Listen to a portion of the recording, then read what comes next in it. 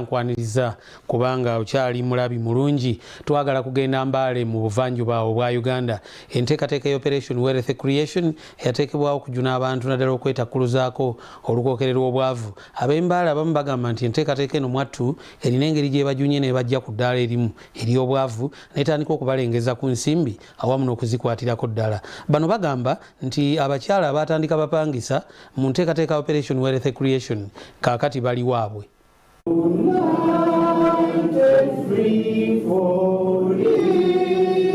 Enkola ey'okwejja mu bwavu etandise okuvaamu ebibala nga yo mu buvanjuba bw'eggwanga abakyala 10 abatandika empola okulima nga bapangisa kati bagula ewaabwe. Bano abakalimira emyaka 2 n'abalala baleese bye bakola n'okulima mu mwoleso mwe balabulidde abaddukanya enkola ya bonnabagaggawale.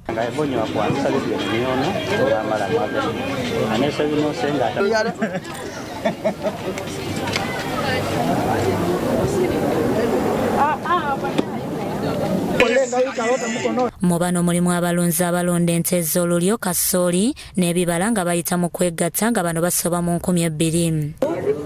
Tusevinga netwewola obusente mu gurupu netufuna netugenda mu katale netugula ensigo netufuna n'ettaka nga tuyita mu kulipangisa. Balaze ebikyabasoomooza omuli amakungula amatono wamu n'amakubo agabalemesa okutuuka mu butale batunde bye bakungudde. Mbale tulisa ne Kampala kati obuzibu bwe tufuna mu mirimu gyaffe oluguudo lubi nnyo kasita tukungula ebintu teri entambula olaba n'enkuba nyingi katangira akaseera kano enkuba nyingi teri gye tuseera gye tuva tusaba gavumenti etukwatireko etufunira entambula ne inputs tuteeke mu birimo byaffe. Nga abalimi twetaagayo fertilizer batuweeyo n'ente tusobola okulunda tujjemu obusoobo tubuteeke mu bitooke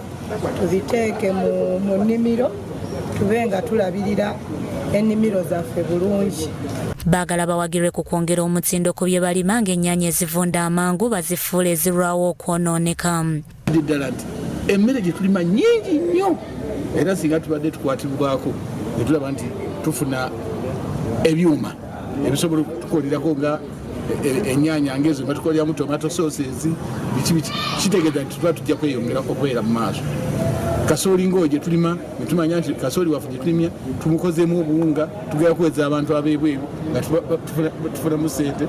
Kano David Wakalo akulembedde mu banno okulambula bano ategeezezza nti ebbendobendo lya Bugisu limanyiddwa ennyo ku kulima emmwanyi n'ebibala kale n'akubiriza abalimi okwongera okubyettanira. Environment here is very permissive for fruits. Two, Bugisu coffee, Arabic coffee, and this has high demand. So this is one area we want to take stock and see, yes, Bugisu is well suited for that, but how have we exploited that advantage? Maybe another one I could say, Bugisu has one advantage, the experience of managing groups. Bugisu Union is still standing, whereas you find other cooperatives have failed. Bikusakiddwa Makumbi Emmanuel, Russell TV, Omunyo.